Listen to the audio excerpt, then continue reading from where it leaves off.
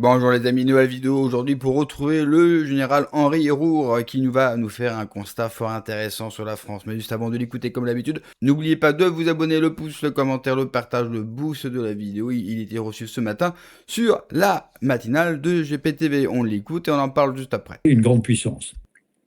Au cours des 5 siècles qui viennent de s'écouler, la France est restée parmi les 5 grandes puissances. Alors certaines sont parties, hein, l'Espagne par exemple, qui n'est plus une puissance mondiale, tout en étant une belle puissance, hein.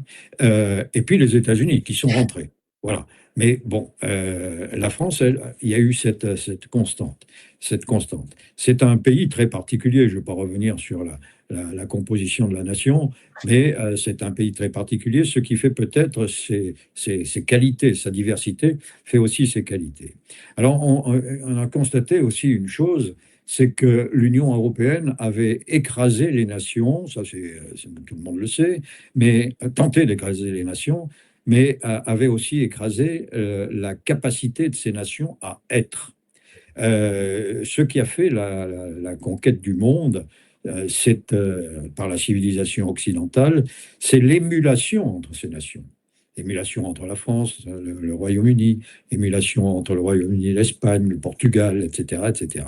Et cette stimulation c'est également produite dans tous les autres domaines économiques, scientifiques, culturels, etc., etc.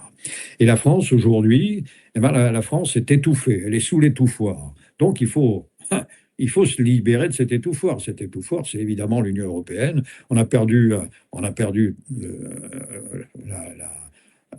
notre souveraineté en grande partie. Et donc, vous savez, quand vous regardez les informations, sur les chaînes grand public, là, les chaînes, comment vous les appelez, de grand chemin, c'est des faits divers. On ne vous parle plus de politique nationale, on ne vous parle plus de prospective. Donc il faut retrouver tout ça. Et le seul moyen, c'est évidemment de sortir de l'Union européenne. Alors il y a un certain nombre de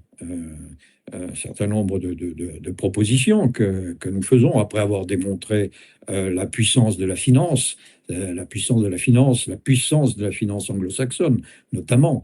Vous savez, et je fais un petit aparté, le 385 000 milliards de dollars de dette dans le monde. Vous vous rendez compte? 3 fois la richesse du monde. Qui détient cette dette? Les banquiers. Les banquiers. Alors, est-ce que les peuples, avec des banquiers au pouvoir, ou euh, leur commis, est-ce que ces banquiers peuvent, comment dire, œuvrer pour les peuples? Sûrement pas. Ils sont dans un phénomène d'engrenage où il faut en permanence s'enrichir, s'enrichir. Et les nations sont soumises à la dette, à la dette. Et quand vous avez en France une dette qui équivaut quasiment au budget de la défense, il y a un problème. Donc, bon, j'ai peur d'aller dans le détail, donc je ne vais pas insister là-dessus, mais il faut récupérer notre droit, la supériorité de notre droit, et à partir de là, écoutez, les différentes cours constitutionnelles, Conseil d'État et Cour des comptes seront à nouveau soumises au gouvernement. Autre chose, autre chose qui sera nécessaire pour retrouver notre souveraineté, c'est rétablir la relation entre la Banque de France, le Trésor public et le gouvernement et l'État. Ça permettra d'avoir des emprunts à taux zéro, alors que là, on fait des emprunts sur le second marché et ces emprunts sont à des taux qui sont déterminés en fonction de la notation de la France, notation faite par des agences de notation états-uniennes, évidemment.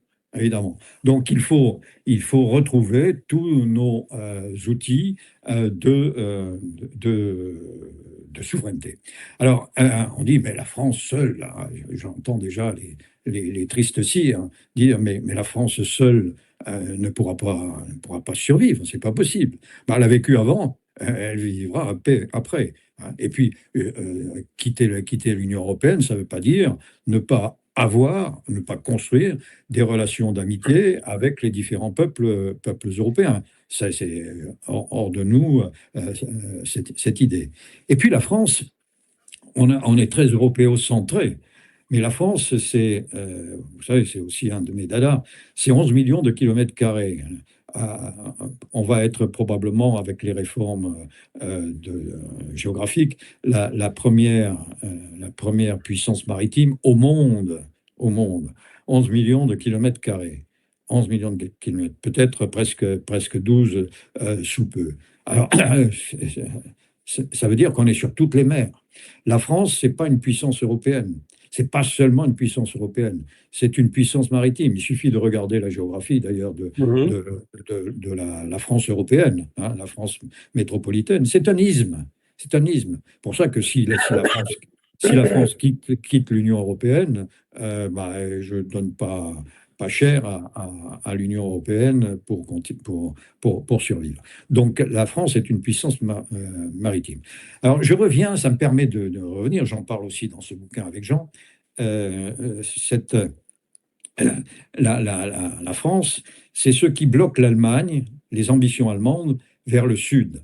La France est une puissance euh, maritime ouverte sur le monde et en même temps un peu continentale. Et je le disais tout à l'heure dans mon propos, l'Allemagne est bloquée vers le nord par la Russie. C'est la raison Mhm. pour laquelle l'Allemagne n'a jamais été une puissance mondiale. Elle était une puissance européenne, une grande puissance, mais pas une puissance mondiale. Alors que la France l'est, parce qu'elle est précisément du monde entier. Alors, retrouver notre souveraineté, vous savez, on a quand même des atouts formidables.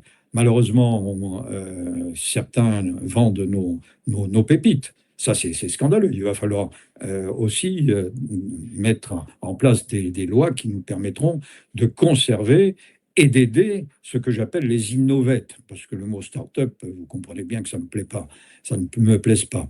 Donc, il faudra trouver un certain nombre de solutions. Alors, ça me permet euh, donc voilà la trame de ce bouquin. On arrive à la France retrouvant son rayonnement et sa Ouais. puissance. Et c'est facile à faire.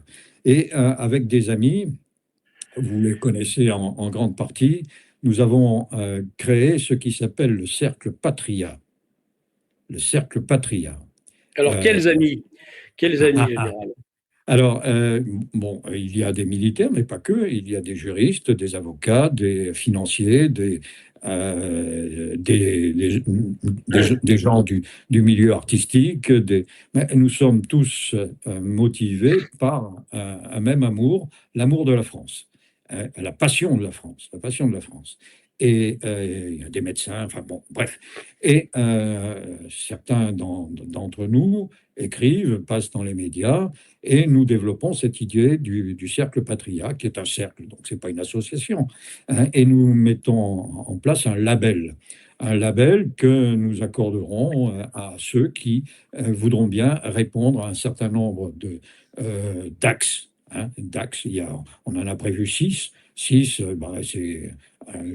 pourrais les énumérer, mais ça, vous vous doutez bien de quoi. Et puis on propose une vingtaine d'objectifs également, mais ces objectifs, certains peuvent ne pas y adhérer. En revanche, les six axes qui reposent sur le respect de la souveraineté en matière militaire, la dissuasion nucléaire, le retour aux frontières, bref, tout ce que vous pouvez imaginer. Voilà. Mon cher général, je crois que l'heure n'est pas au badge de vertu, aux patriotes français, mais plutôt l'heure serait peut-être à l'union de toutes les bonnes volontés dépassant tous les clivages politiques, car la résistance française, l'opposition, la dissidence, choisissez bien sûr le mot que vous souhaitez, est aujourd'hui bien trop divisée, alors que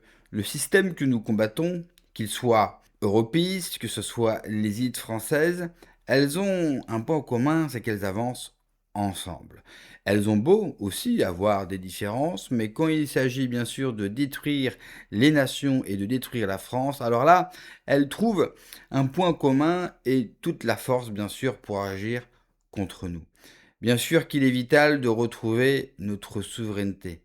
Mais retrouver notre souveraineté, c'est évidemment un point crucial pour relancer la France, mais ce n'est pas le point ultime. Il va falloir aussi refabriquer des Français, c'est-à-dire un peuple français. Qu'est-ce qu'un peuple français? Ce ne sont pas des gens qui sont nés en France, ce sont des gens qui vivent selon l'identité historique française.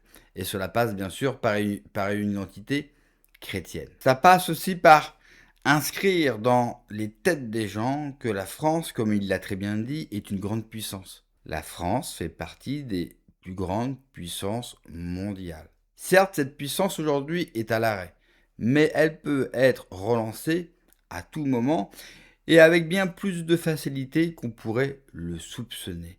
Il faut absolument que les Français croient en eux, croient en leur nation pour pouvoir avancer. Nous avons en France toutes les capacités, tout le génie pour faire face, bien sûr, aux défis du monde et pour être non seulement une puissance mondiale, mais la plus grande puissance européenne. Oui, ça ne sera pas les Allemands ou la Pologne ou tout autre pays, c'est la puissance française qui doit prédominer en Europe. D'ailleurs, quand la France prédomine en Europe, cela se passe vachement mieux, bien sûr, en Europe. Quand c'est l'Allemagne qui domine, on sait comment ça se termine.